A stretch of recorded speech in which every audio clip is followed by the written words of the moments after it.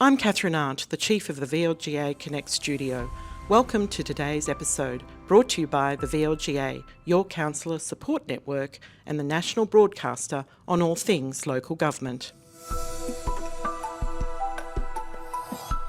Hello everyone, great to have you back with us on VLGA Connect and time for another in our Local Leaders series. Today, we're going to get to know the Mayor of Melton City Council. Councillor Lara Carli is joining me. Lara, hello. Hi Chris, how you going? I'm going well, thank you, and lovely to see you. How's things in Melton there? They're going really well, thanks. One of the big growth councils, of course, in Victoria, and it's not that far back that we have to go to find Melton was a shire but became a city in recognition of all of that growth. How are you handling those challenges? Yeah, it can be quite challenging because you're spot on, Chris. We were a shire and we have now grown to the fastest growing municipality in Australia with our population just over 200,000 and Mm, continuing to grow. It does come with its challenges as well, but I think it's also quite exciting. It's an exciting time to be mayoral councillor at the yeah. City of Melton because we're involved with so much planning and everything that's happening, and we just want to get the job right for years to come. So yeah, we're keeping up with the growth, but it can be Yeah. challenging but rewarding. I didn't realize you'd actually reached the point of being the fastest growing. Why do you think that is? Why are so many people moving to Melton? I think because we have affordable housing in the city of Melton, and it really just is a wonderful place to live. We have a lot of hidden gems that many residents don't know about. We've got beautiful wineries, beautiful parks. So I think that's what's really attracting people to come to the city of Melton. So yeah, we And are. and We're the fastest growing. yeah, and still, of course, in close proximity to everything that the city has to offer. If you want to head into the regions, it's a great starting point for exploring there as well, isn't it? Yeah, definitely. Yeah. And at the moment we have 73 families moving in per week, and 53 babies being born in the city of Mm. Melton every week. So Wow. Yeah. yeah, it's definitely keeping us busy. Absolutely. So now, look, you've been around local government for a long time. I think you're in your third term on Melton, but Melton's not the first council that you've been involved with in an elected sense, is it? No, I was also at the city of Whittlesea back in 2003, I think it was, which is a Yeah. bit of time ago. But yeah, I was also there, and I served there as the first female mayor of the city of Whittlesea as well, and I was quite young. But that was a great experience, and it's been really good to be, I guess, across both councils, both growth councils. So they have Mm. a lot in common. But yeah, I've been really fortunate to be able to serve at both councils. So, forgive me, you must have been 12 or 13 when you were Oh, elected thanks, to, Chris. to Whittlesea. But no, seriously, obviously quite young. Why? What was the motivation to become involved in local government? Well, for me, I attended my first council meeting when I was quite young. I had my father who was quite involved with the local community. So, talking about community issues and things like that around my dinner table was just the norm for me. Yeah. So, when I had my daughter, she was 8 months old, and the council elections were coming up. I thought, why not? Why not put up my hand and stand up to represent the community? And at the time, I was going through maternal, child, and health and things like that. They didn't have any young women or mothers Mm. for that case on council. So I thought, why not give it a go? Put up my hand and just be a voice for those young mothers out there and see what their needs are and see if I can, what I can do to best represent them. So I did that and I ran. And at the time, yeah, my daughter was 8 months, and then when I was mayor, she was 18 months. But yeah, and I've never looked back. And I think my fellow, or all councillors right across the mayors would agree that I think when local government, when you've had a bit of a taste of local government and you're there representing the community, it kind of runs through the veins. Yeah. Once you've started, you can't stop. Yeah. And like I said before, I think local government's one of the most rewarding jobs. Although it has challenges, but it's the most rewarding. You're there representing Mm. the community. We might talk about some of those challenges, but so you were elected at the first attempt to. Yeah, to get on council? Yeah. in Whittlesea I was, Yeah. yeah, Yeah. yeah. So, we hear a lot of people who try to get on council, and it takes them, sometimes 3, 4 campaigns to get elected. So you must have struck a particular chord at the time. Yeah, I think I ran a really I think I ran a really good campaign, and I was out and about, and I was just getting to know the community, listen to their needs. I was always attending council events anyway, wherever they were Mm. happening. But I think also just being involved with the community and making those networks really helped me because I had a huge backing, huge support from the Mm. community as well. So hence the reason why I think it was quite, it was easy for me to get elected the first time, and it's important to be amongst the community. So, flash forward to current day, you've moved across to Melton, and you've been on the council there, as we said, for 3 terms. And this is your Yes. second term as mayor, I think, isn't it? Second term as Mary Melton, Yeah. yeah. So what are you looking to perhaps achieve and leave as a legacy of your time as mayor this time around? I really just I want to make Melton the best place that it can be.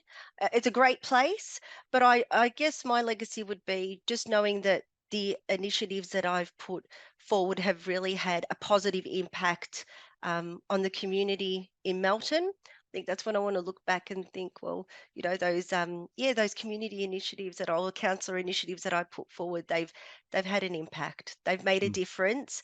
So yeah, that's what I want to leave as my legacy. So, as you get out and about in the community of Melton, what are people telling you about how the council's perceived and the work that you're doing? They're really positive, and I think that was something that I really wanted to focus on this mayoral term. I know my last mayoral term was in 2020, and it was more like on Zoom because of, Yeah. of COVID, unfortunately. But this time around, being out amongst the community, letting them know that councillors are there. I attend as many events as I can. I'm very active on social media because I think that's just another great way of reaching out Mm. to our community using those social media platforms. But they've been really positive. They love to see councillors out and amongst the community speaking, knowing that we're accessible, knowing that they can just, pick up the phone and we're there for them. And that's something that I really wanted to focus on this mayoral term. Mm. Just making sure that the community knew that they have a voice as well and that can be heard, and getting them to really participate in community consultation. So that's something I've really been pushing this year. You've had a time of transition really in Melton, haven't you?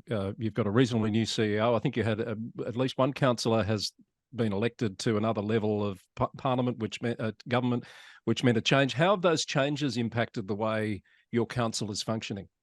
I think those changes have been really positive with our new CEO coming on board, Rosalind Way. There's been a lot of changes in the organisation that I think needed to occur.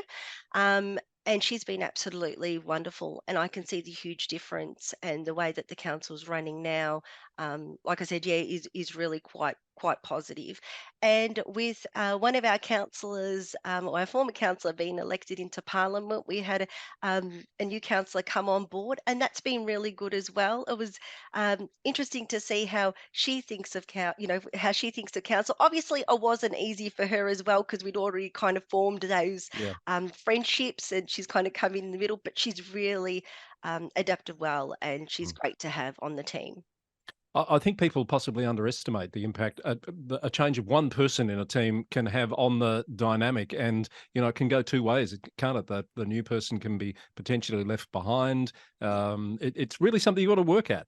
Yeah, it Mm. is, but yeah, she feels very much welcomed by all of Right. us. Mm. She's let us know that, and I've worked closely with her as well. And plus, she's my ward councillor as well, so Right. we work Yeah. really well together. But yeah, she's been great. Been great. We've got a That's good great. team at the City of Melton. So, what are the big issues for you at the moment? We've talked a bit about growth, of course. We know that things like the Growing Suburbs Fund has been cut significantly, curtailing the amount of money that's available to growth councils. Is that a big ticket item for you, or what else is keeping you awake at night? Yeah, the Growing Suburbs Fund. is wonderful for our municipality, and it's really helped us deliver projects that we would have delivered, but we've delivered them much earlier with the Mm, help of the Growing Suburbs Fund. It is something that we did rely on. But keeping me up at night would have to be the lack of public transport. For us, we have, with all those residents that are moving in, especially along the Western Highway, it's crazy to us that there's not enough bus connections. The Western Highway, we've welcomed that the state and the federal government have both pitched in $10 million, and there's a business case being done at the moment on that. But to know that there's all those residents that are moving along the Western Highway with no public transport, the Western Highway needs to be upgraded. It has put a lot of pressure on our community. So the lack of public transport is something that we are really pushing at the city of Melton, and also employment. We see that 73% of our residents are actually leaving for job opportunities outside our municipality, and we just really want to keep them in our municipality. We want to be able to give them those opportunities right here where they live. So that's something that we're really focusing on is the employment and just better mm, public transport. We mm. really do need better public transport for our residents. As we look ahead, we're just a little over a year away from the next round of council elections. And I think, Melton, fair to say, you've got a lot of experience on your council. How does it look in terms of the next generation of local representation coming from your community? Are you doing much work to foster that? Yeah, I could definitely see where the next generation of councillors are coming from. Some of them have already reached out to myself and my fellow councillors, and they stand out. The community leaders that are there, you can already see that they're out and about and they're amongst the community. And like I said before, I think that that's really important. You need to understand the community that you're going to represent.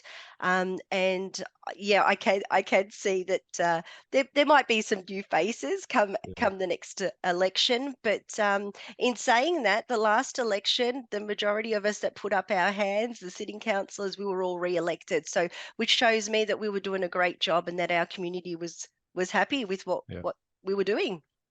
So as we said, you're on your third term. Obviously, it's in the blood, as you've also said. Are you going to continue putting your hand up for council? Um, I think I will. Mm, It's for me. It's more of a family decision. Each term, I've sat down with my family and said, if I put up my hand, it's a commitment of another 4 years. My kids are bigger now, but I really look at it as a family decision. But I love what I do. I love local government, and for me, having being part of the decision making process and ultimately changing hundreds of thousands of people's lives within our municipality is a great feeling. So mm. I think I will continue in local government. I think local government is the best level of government, closest to the people. So yeah, I think I will put up my hand and give it another go. What would you be doing if you didn't have council in your life? Oh, do you know, I was asked this question by one of the school kids that I had in the chambers, Yeah. and made me really sit back and think I really need to figure out what I would be doing if I didn't have counsel. I think I've had counsel for so long now, Mm, but um, I think I'd definitely be doing something in the community, whether it be at one of the organisations that we have here that help out community members. I think I'd definitely be involved with the community in some shape or form. yeah. But it's something that I need to really think about. So it's a good question. And what does life away from council look like for you? How do you achieve balance in your life? Definitely spending time with my family. I think once you've got balance, everything just kind of falls into place. But my family's everything to me. So spending time with them, they're only young for so long. So spending time with my two kids, my husband, and my parents as well. My brother and his family. So yeah, that's what I like to do outside of council. Just spend time with my family and my dog. So, being mayor, how big a Yes. part of that is your love for local government? And can you see Oh, yourself putting your hand up in future for the mayoral role again? probably not coming up now in November. I love being mayor, and it's a great experience, but I think it's only fair that others get a chance at it as well. Mm. So I wouldn't be putting up my hand again come November this year. But certainly in the future, it's something that I would love to do again. But yeah, being mayoralty, I think everyone should experience it. It just opens you up for new opportunities and meeting new people that you might not necessarily have met, as a Yeah, councillor. yeah. But yeah, so definitely in the future, but not coming up in November, no. So I think you get the distinction of being my first guest on Local Leaders that has been the mayor of two different municipalities, let Oh, alone okay. being a councillor in two different municipalities. So that's a pretty special achievement, Lara. Yeah, really happy about that. Thank you for talking to us. It was great to meet you, and I wish you all the best for the rest of your mayoral term, which doesn't have that much to go, and for the rest of this council term there in Melton. Thank you. Thanks, Chris. Thanks for having me on. Lovely to talk to you. That's Councillor Lara Carli, the Mayor of the City of Melton, our guest today here on Local Leaders from VLGA Connect.